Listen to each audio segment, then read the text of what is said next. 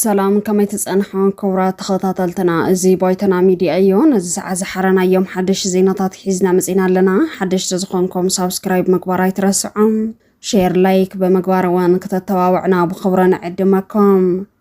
كفلا سراويتات 54 سراويت بالصقنا تدمسيسان ناب جنبارات زوراده هصوص ممرحين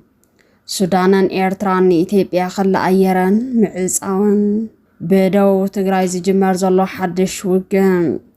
ሱዳን ኣብ ልዕሊ ሰራዊት ብልጽግና መጥቃዕቲ ምጅማራ ክቡራትና ናይ ዚኦምን ናይ ካልኦትን ብርክት ዝበሉ ምዕባለታትን ክነካፍለኩም ኢና ክትከታተሉና ብኽብሪ ንዕድመኩም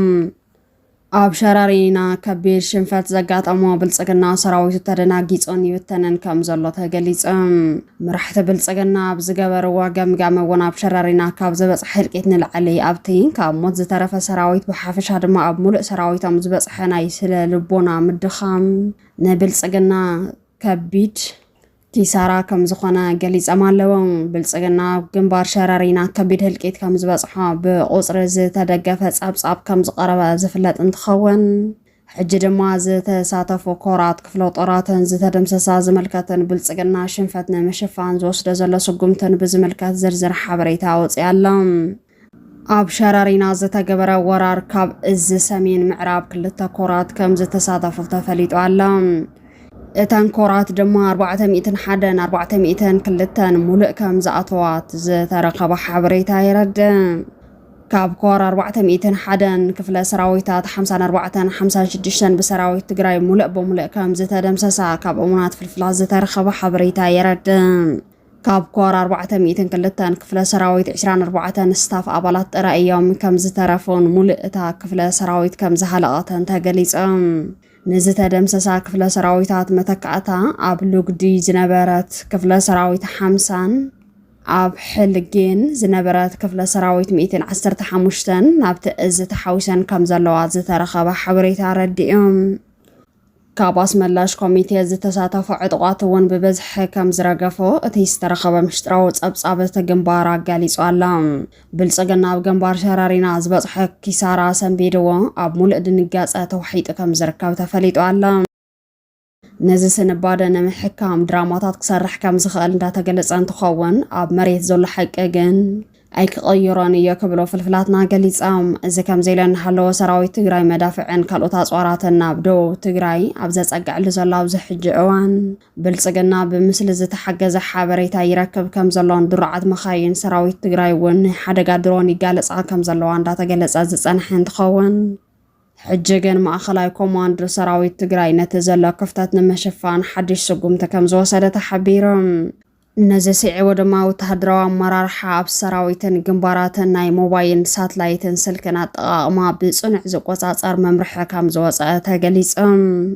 ኣብቲ ሕጊ ናብ ኩላን ግንባራት ብደብዳቤ ዝተለኣኸ እንትኸውን ብሰንኪ ድሕንነትን ምሽጥርን ምሕዋስ ዝተገበረ ናይ ሞባይልን ሳትላይትን ስልክን ኣጠቓቕማ ሕግን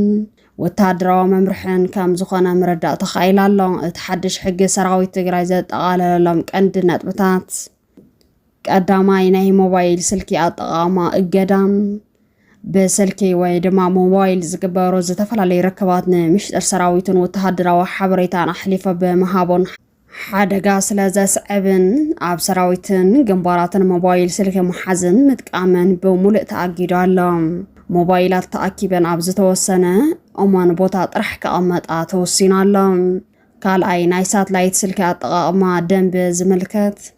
ናይ ሳትላይት ስልኪ ርከብ ብውሱናት መራሕቲ ጥራሕ ክካየድ ተወሲኖም ካብ ዝተፈቐደሎም ወተሃደራዊ ኣካላት ወፃኢ ካልእ ሰብ ክጥቀመሉ ኣይፍቀድን ናብ መደበኛ ስልኪ ወይ ናብ ወፃኢ ሃገር ምድዋል ተኣጊዱ ከም ዘለውን ዝተረኸበ ሓበሬታ የረድእ ወተሃደራዊ ርክብ ጥራሕ ክካየደሉ ከም ዝፍቀድ ተገሊጾም ሳልሳይ ተሓታትነት ነዚ መምርሒ እዚ ዘይተኣዘዘ ወተሃደራዊ ኣካል ወይ ድማ ኣባል ብጽኑዕ ወተሃደራዊ ዲስፕሊን ዝሕተት ምዃኑ ተሓቢሩ ኣሎ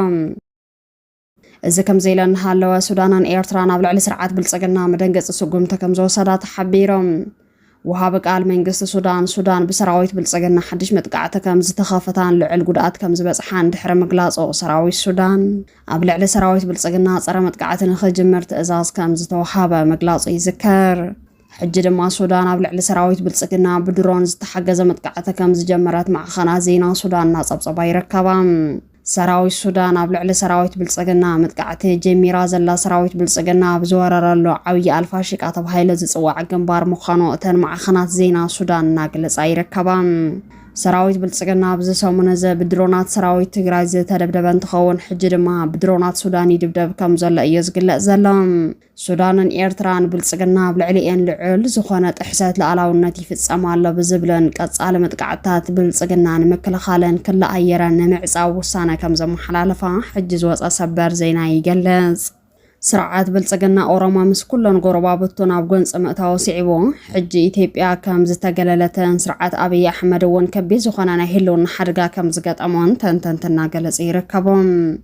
እዚ ከም ዘኢለ እናሃለወ ብኣንፈት ደቡብ ትግራይ ሓድሽ ውግእ ከም ዝተጀመረ ተሓቢሮም ኣሃዱታት ሰራዊት ትግራይ ናብቲ ግንባር እናተጸግዐ ከም ዝቐነያ ዝፍለጥ እንትኸውን ሓይልታት ፋኖ ድማ ንኸተማታት ወልድያ ደሴን ካልኦት ከተማታትን ኣብ ከበባ ይእትውወን ከም ዘለዉ እንዳተገለጸ ጸኒሑ እዮም ሕጂ ዝተረኸበ ሓበሬታ ከም ዝገለጾ ሓይልታት ፋኖ ኣብ ልዕሊ ኣብተን ኣብ መስመር ኣዲስ ኣበባ ዝርከባ ከተማታት ከቢድ መጥቃዕቲ ከም ዝጀመሩ ተሓቢሮም ሓይልታት ፋኖ ኣብ ግንባር ሸዋ እውን መጥቃዕቲ ከም ዝጀመሩ ተፈሊጡ ኣሎ አብይ አሕመድ ዓፋርን ካልኦት ከባቢታት ኢትዮጵያን ዝነበረ ገዚፍ ሰራዊቱን ኣብ ግዝኣታት ወላ ስፌርዋ ከም ዘሎ ዝፍለጥ እንትኸውን እቲ ሰራዊት ግን ናይ ምውጋዕ ሞራል ከም ዘይብሎ ንሰዓታት ክዋጋእ ከም ዘይኽእል እንዳተገለጸ ይርከብ ስለዚ ድማ ኮምቦልቻ ሓዊሱ ኣብ መስመር ኣዲስ ኣበባ ዘለዋ ዓበይቲ ከተማታት ክልል ኣምሓራ ንምቁፅጻርን ናብ ትግራይ ተጸጊዑ ዘሎ ወራሪ ሓይሊ ብልጽግና ንምቑራጽን ከም ዝተጀመረ ዝንገረሉ ዘሎ መጥቃዕቲ ሓይልታት ፋኖ ዓበይቲ ምዕባለታት እናርአየ ይግስግስ ከም ዘሎ እዩ ዝግለጽ ዘሎ ሰራዊት ትግራይ እውን ብዝተፈላለዩ ግንባራት ዓፋርን ብክልል ኣምሓራን ዝተጸግዐ እኳ እንተኾነ ዛጊድ ግን መጥቃዕቲ ከም ዘይጀመረን እቲ ወራሪ ሓይሊ እውን ካብ ምጽጋዕ ሓሊፉ ዛጊድ ስጉምቲ ከም ዘይወሰደን ዝተረኸበ ሓበሬታ ይረድእ እዚ ከም ዘኢለ እናሃለወ ኣብ መንጎ ብልጽግናን ትግራይን ዳግማይ ጦርነት ምጅማሩ ሲዒቡ ፋውንዴሽን ሰላም ኣውሮፓ መጸዋዕቲ ኣቕሪቦም ኣብ ዘቐረባ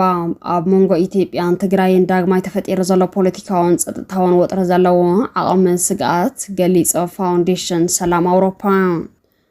ኢትዮጵያ ድማ ዝረኸበቶ ታሪካዊ ዕድል ጎንፅታት ደው ዘብል ስምምዕነት ፕሪቶርያ ሓበራዊ ምትእምማን ዳግም ንምህናጽ ናብ ዘላቕ ሰላም ዘምርሕ ብሄራዊ ዕርቂ ክትፈጠር ክትጥቀመሎን ይግባእ ይብል ፋውንዴሽን ሰላም ኣውሮፓ ኣብ መግለጺኦም ፋውንዴሽን ሰላም ኣውሮፓ ካብ ዝተፈላለዩ ዓለም ለኸ ማዕኸናት ዜና ረኺበዮ ዝበሎ ኣብ መንጎ ኣዲስ ኣበባን መቐለን ርክባት ተበላሽዮም ወተሃደራዊ ምንቅስቓስ ብምህላው ዳግማይ ጎንፂ ከይለዓል ስግኣቱ ይገልጽ እቲ ብስምምዕነት ፕሪቶርያ ደው ዝበለ ኩናት ሞት ብዙሓትን ምምዝባልን ሚሊዮናትን ዘስዓበ ቀርኒ ኣፍሪካ እቲ ዝኸፍአ ሰብኣዊ ቅልውላው ዘስዓበ ወሰንቲ መሰረተ ልምዓታት ዘዕነወ ምንባሩ ዘዘኻኻረ ፋውንዴሽን ሰላም ኣውሮፓ ይኹን እምበር ይብል ሕጂ ኣብ መንጎ ኣዲስ ኣበባን መቐለን ዝረአ ዘሎ ወተሃደራዊ ወጥታት ንዕድላት ሰላም ዘዳኽም እየ ክብል ይገልጽ ፖለቲካዊ ዘይምርድዳኣት ወተሃደራዊ ፍታሕ ክህልዎም ኣይኽእልን ዝብል እምነት ከም ዘለዎ ዝገልጽ እቲ ፋውንዴሽን እዚ ድማ ብጻዕሪ ዝተረኸበ ሰላም ንድሕሪት ዝመልስ ሰብኣዊ መከራታት ዘጋድድ ከምኡውን ንቐርኒ ኣፍሪካ ዝሕምስ እየ ክብል ገሊጾም ምእንተዚ እዞም ሓይልታት ቅርሕንቲ ካብ ዘጋድዱ ዝኾነ ይኹን ስጉምትታት ክእርነቡን ስምምዕነት ሰላም ብምልኡነት ተግባራዊ ብምግባር ናብ ንቡር ክምለሱን ጸዊዑ ፋውንዴሽን ሰላም ኣውሮፓ እምበኣርከስ ክቡራት ተኸታተልትና ዜናታት እዚ ዕለት እዚኦም ይመስሉ ነይሮም ኣብ ጉዳይ ትግራይ ኤርትራን ኢትዮጵያን ከምኡውን ህልወይ ምዕባለታት ቀርኒ ኣፍሪካ ብዝምልከት ትኩስ ምዕባለታት ንኸበጽሐኩም ሓድሽ ዝኾንኩም ሳብስክራይብ ምግባር ኣይትረስዑ ሼር ላይክ ብምግባር እውን ከተተባብዕና ብኸብረ ንዕድም ሓድሽ ዜና እንተለቀቕ ኖቲፊኬሽን ንኸበጽሐኩም እውን እታ ናይ ደወል ምልክት ክሊክ ምግባር ኣይትረስዑ ሰላም